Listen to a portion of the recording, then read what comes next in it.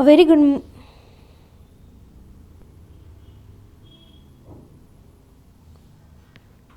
Very good morning to all of you. तो अपनी series को आगे बढ़ाते हुए एंड ये प्रिपरेशन की, उसमें हम लोग अपने नेक्स्ट वीडियो की तरफ बढ़ते हैं। That was for the physics की ये चैप्टर है, फिज़िक्स का ये चैप्टर है जिसमें हम लोग इसकी पहले चैप्टर को कवर करने वाले हैं, जिसका नेम बहुत इंटरेस्टिंग है, बहुत छोटा है, कंसाइज वे में है, क्रिस्टल और एकदम सटीक चीज़ें पढ़नी है, फालतू की चीज़ें पढ़नी नहीं है। ठीक है, 11 12 से तो वैसे ही सब कुछ पढ़ते हैं, सब कुछ काम में नहीं आती हैं, कुछ कुछ चीज़ें काम में आती, वही पढ़ाऊंगी और वही चीज़ आएगी पेपर में कंफर्म। तो we are going to study the physics chapter 1 that is units and dimension. Please like and subscribe my channel name is 4 years। Okay, physical quantity क्या होती है? देखो एकदम बेसिक से जाऊंगी समझा के। फिजिकल क्वांटिटी वो क्वांटिटी होती है जिनको हम लोग क्या कर सके, जो डिराइव्ड हो सके। फिजिकल क्वांटिटी वो होती है जिनको डिराइव किया, मेजर किया जा सके। तुम अपने लेंथ को मेज़र कर सकते हो, दैट मीन्स वो एक फिजिकल क्वांटिटी है। तुम अपने मास मतलब वेट को मेज़र कर सकते हो, मतलब वो फिजिकल क्वांटिटी है। तुम अपने टेम्परेचर, बॉडी टेम्परेचर को, रूम टेम्परेचर को मेज़र कर सकते हो, मतलब टेम्परेचर एक क्या है, फिजिकल क्वांटिटी है। इन शॉर्ट ये तीनों एग्जाम्पल एक ही चीज़ बता रही है कि कोल्ड क्वांटिटीज़ को फिजिकल क्वांटिटी तभी कहेंगे कि जब उसको हम लोग मेज़र कर सकें।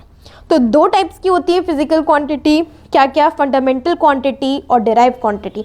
फंडामेंटल क्वांटिटी वो क्वांटिटी होती हैं जो कि किसी चीज़ पर डिपेंडेंट नहीं होती, उनका खुद का दबदबा होता है, वो वैसे साथी होते हैं और इन्हीं से मिलके कुछ सारे क्वांटिटीज़ बनते हैं। इन्हीं 7 क्वांटिटीज़ से मिलके सारे क्वांटिटी बनते हैं और उन क्वांटिटी को हम लोग डिराइव क्वांटिटी का नाम देते हैं।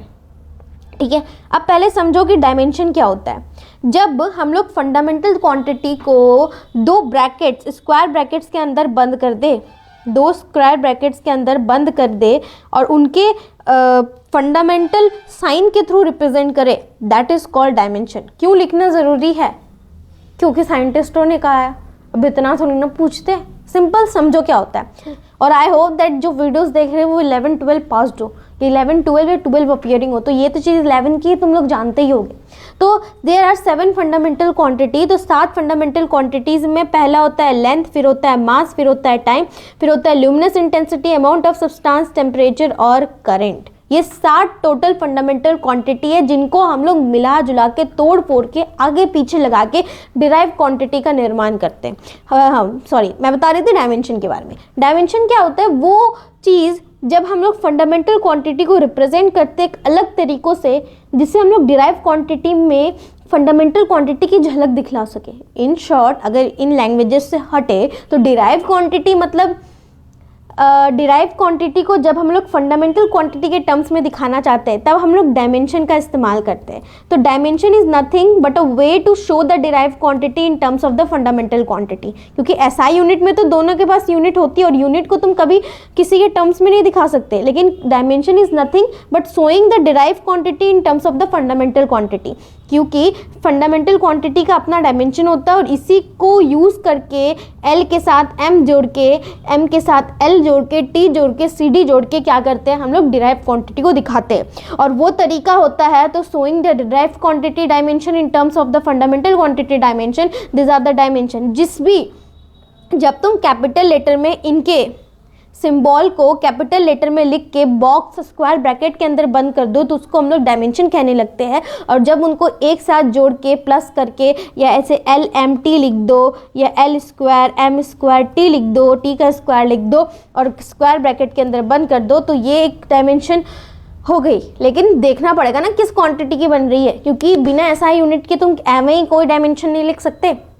जैसे कि मीटर है तो मीटर मतलब एक लेंथ हुआ, मीटर मतलब एक लेंथ, एक नापा किया आपने तब ना मीटर आया। क्योंकि 2 नापा करते से एरिया निकालते तो 1 मीटर उधर आया, 1 मीटर हो गया, तो हमारा एरिया का ऐसा यूनिट मीटर स्क्वायर हो गया, मतलब 2 एल स्क्वायर आ गया, तो वो हो गई उसकी डायमेंशन। उसी तरह मीटर एक है तो एल यहाँ एक है, केजी एक है तो मीटर मास का एम है, सेकेंड है तो टाइम का टी है। I hope you understand that is what dimension.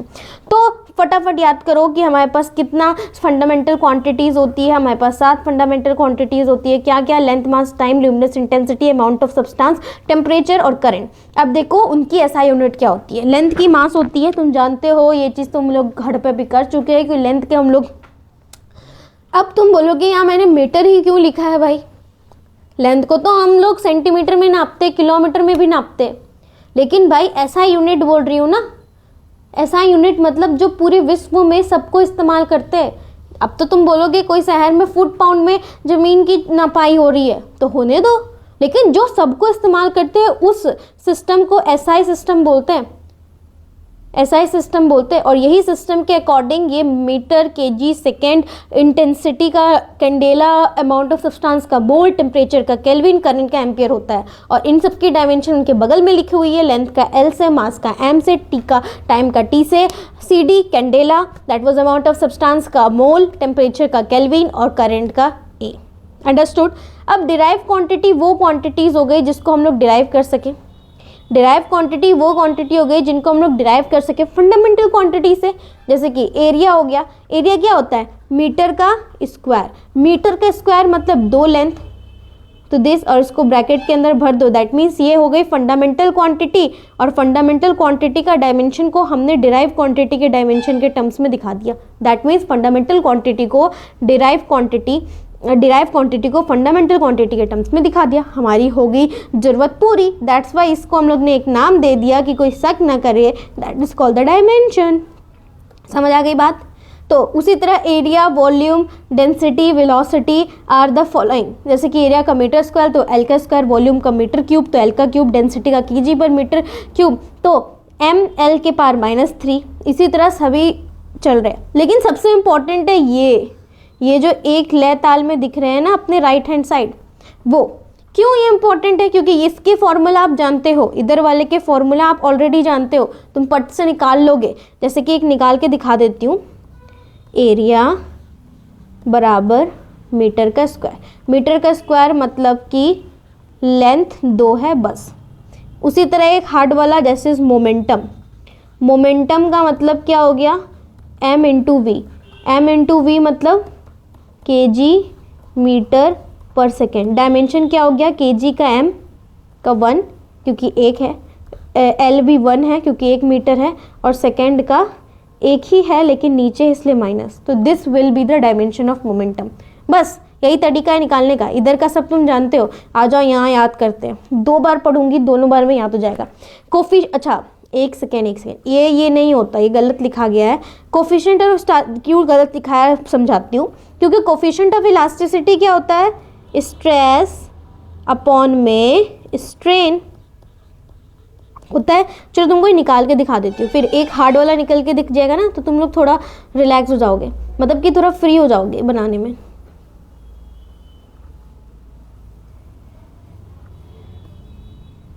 तो तुम जानते हो इलास्टिसिटी क्या होता है, इलास्टिसिटी नहीं, कोफिशिएंट ऑफ इलास्टिसिटी ना, कोफिशिएंट ऑफ इलास्टिसिटी क्या होता है, दैट इज स्ट्रेस अपॉन में स्ट्रेन होता है। स्ट्रेस क्या होता है, फॉर्मूला फोर्स अपॉन में एरिया, लेकिन स्ट्रेन का तो कोई फॉर्मूला जो होता है उसमें होता है ये चेंज इन डायमेंशन अपॉन में, चेंज इन डायमेंशन अपॉन में ओरिजिनल डायमेंशन। तो इसकी जो यूनिट होगी वो तो इसकी भी यूनिट होगी, तो ये तो कट जाएंगे, तो नीचे वाला तो डायमेंशन लेस हो गया। लेकिन फोर्स अपॉन में एरिया का क्या हो गया, फोर्स का हो गया KG metre per second, KG ऐसा unit, KG metre per second, mass into acceleration, और एरिया का क्या हो गया metre square. That means 1 metre cut गया तो KG per metre second square हो गया। इसको डायमेंशन में मतलब फंडामेंटल क्वांटिटी के टर्म में कैसे दिखाए, 1 केजी है मतलब 1 मास हुआ, नीचे है लेंथ लेकिन 1 है, और टाइम तो 2 है लेकिन नीचे है। तो this will be the dimension m-1 l का t के पावर -2। यहाँ लिख देती हूँ कि अभी पढ़ूंगी तो तुम्हें समझ आ जाएगा। m1 l-1 t के power -2। I hope you will understand. अब देखो एक एक चीज़ करके पढ़ती हूँ, तुम सुनते जाना।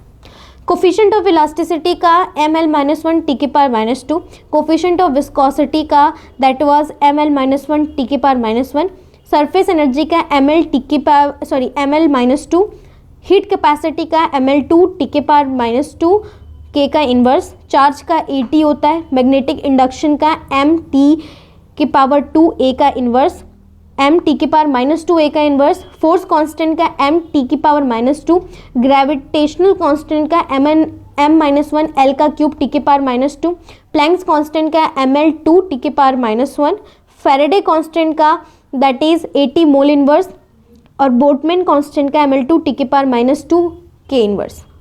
एक बार और, that was coefficient of elasticity का क्या होता है? कोफिशिएंट ऑफ इलास्टिसिटी का दैट वाज अभी हमने निकाला, दैट इज ml-1 t की पावर -2। ठीक, कोफिशिएंट ऑफ विस्कोसिटी का क्या होता है? कोफिशिएंट ऑफ विस्कोसिटी का होता है ml-1 t की पावर -1, सरफेस एनर्जी का ml की पावर -2, हीट कैपेसिटी का ml2 t की पावर -2 k का इन्वर्स, बोल्ट्जमैन का भी यही होता है, ध्यान रखना, चार्ज का 80 होता है, मैग्नेटिक इंडक्शन का होता है m t की पावर -2 a का इन्वर्स, m t की पावर -2 a का इन्वर्स, फोर्स कांस्टेंट का m t की पावर -2, ग्रेविटेशनल कांस्टेंट का सबसे ज़्यादा एक्सटेंसिवली पूछने वाला जो कांस्टेंट है that is called gravitation constant m-1 l का क्यूब t की पावर -2, प्लैंक्स कांस्टेंट का ml2 t की पावर -1, और फैराडे कांस्टेंट का 80 मोल इन्वर्स, बोल्ट्जमैन कांस्टेंट का ml2 t की पावर -2 k का inverse. I hope that you will get to know. अब आ जाओ नेक्स्ट कॉन्सेप्ट पे कि कुछ क्वांटिटी के मतलब इतने क्वांटिटी तुमने पढ़ा तो उनके क्या थे, डायमेंशंस तो निकल जा रहे थे, बट कुछ ऐसे भी क्वांटिटीज़ होते हैं जो डायमेंशन लेस होते हैं। जैसे अभी हम लोग ने देखा स्ट्रेन, पढ़ा ना ऊपर, उसी तरह एंगल होते हैं, रिफ्रैक्टिव इंडेक्स होते हैं, क्योंकि ऊपर नीचे दोनों ही क्या होता है उनका, ऊपर नीचे दोनों ही क्या होता है उनका, वेलोसिटी होता है, फ्रीक्वेंसी होता है, वेवलेंथ होता है, या फिर in short in terms of हम लोग उसके किसके टर्म्स में दिखाए, रिफ्रैक्टिव इंडेक्स के टर्म्स में दिखाए। तो मैग्निफिकेशन में क्या होता है, v/u होता है, तो दोनों मीटर पर सेकेंड दोनों की यूनिट कट गई, तो ये क्या हो गया m0 l0 t की पावर 0। स्पेसिफिक ग्रेविटी भी इसलिए डायमेंशन लेस होता है। प्रिंसिपल ऑफ होमोजेनिटी क्या होता है? प्रिंसिपल ऑफ होमोजेनिटी वो होता है जिसमें बोलता है कि जब भी कभी भी एक या दो या तीन फिजिकल क्वांटिटी एक दूसरे के साथ एक रिलेशनशिप में आती है, अगर वो रिलेशनशिप में आ रही है तो उसको एक रूल फॉलो करना पड़ता है। दैट प्रिंसिपल वो क्या होता है कि the condition both sides have the same unit and same dimension. जैसे कि v बराबर u प्लस at एक रिलेशनशिप बना वेलोसिटी, एक्सेलरेशन और टाइम के बीच में। इस रिलेशन में ये जो लेफ्ट हैंड साइड कंपाउंड है, मतलब कंपाउंड बोलती है, लेफ्ट हैंड साइड्स जितने भी थिंक है और राइट हैंड साइड जितने भी क्वांटिटीज़ हैं, उन सब दोनों साइड का डायमेंशन और यूनिट सेम होना चाहिए। तो वेलोसिटी का मीटर पर सेकेंड होता है, u का मीटर पर सेकेंड होता है और at का मीटर पर सेकेंड होता है। हिंस दोनों तरफ का डायमेंशन और यूनिट सेम हुआ। दैट मीन्स ये प्रिंसिपल ऑफ होमोजेनिटी फॉलो कर गई। बस ये हो गई पूरी की पूरी चैप्टर। एक बार और रिवाइज करा दूँ, दैट इज़ पहले हमने फिजिकल क्वांटिटीज़ के बारे में पढ़ा। फिजिकल क्वांटिटीज़ जिनको हम लोग मेजर कर सके उसको बोलते हैं। दो टाइप्स के होते हैं, फंडामेंटल और डिराइव्ड। फंडामेंटल 7 होते हैं, डिराइव्ड बहुत होते हैं जो इन फंडामेंटल से ही आते हैं। फंडामेंटल को डिराइव के फॉर्म में दिखाने के लिए डायमेंशन का इस्तेमाल किया जाता है, जिसमें कोफिशिएंट ऑफ इलास्टिसिटी का ml-1 t की पावर -2 होती है। कोफिशिएंट ऑफ विस्कोसिटी का ml-1 t की पावर -1 होता है। सरफेस एनर्जी का ml-2 होता है। हीट कैपेसिटी का ml2 t की पावर -2 k का इन्वर्स होता है। मैग्नेटिक इंडक्शन का m t की पावर -2 a का इन्वर्स होता है। फोर्स कांस्टेंट का m t की पावर -2, ग्रेविटेशनल कांस्टेंट का m-1 l का क्यूब t की पावर -2, प्लैंक्स कांस्टेंट का ml2 t की पावर -1, फैराडे कांस्टेंट का 80 मोल इन्वर्स और बोल्ट्जमैन कांस्टेंट का ml2 t की पावर -2 k का इन्वर्स। फिर इंपॉर्टेंट चीज़ है कि कुछ क्वांटिटी डायमेंशन लेस भी होती है, that is angle, refractive index, magnification and specific gravity. और ऊपर पढ़ा एक अभी दैट वाज स्ट्रेन। और प्रिंसिपल ऑफ होमोजेनिटी वो प्रिंसिपल होता है जिसमें कि कभी भी दो या दो से ज़्यादा फिजिकल क्वांटिटी एक दूसरे के साथ एक संबंध बनाते हैं, तो उस संबंध में होना चाहिए कि both sides, right hand side और लेफ्ट हैंड साइड्स के डायमेंशन और यूनिट हमेशा सेम होना चाहिए, तभी वो जाके कोई भी इक्वेशन कहलाएगी। हमेशा इस तरह स्माइल करते रहना। And thanks for watching my video and I hope you like my video and please like and subscribe.